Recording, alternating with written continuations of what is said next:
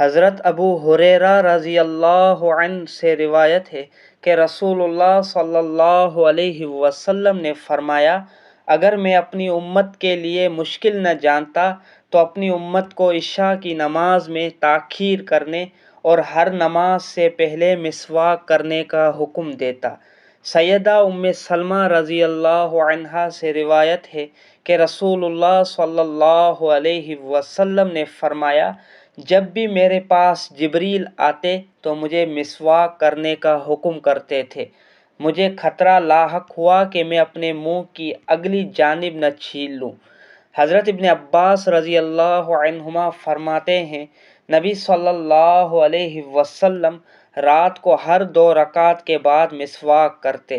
سیدہ عائشہ رضی اللہ عنہا سے روایت ہے کہ رسول اللہ صلی اللہ علیہ وسلم نے فرمایا، مسواک منہ کے لیے طہارت کا سبب اور اللہ کی رضامندی کا ذریعہ ہے۔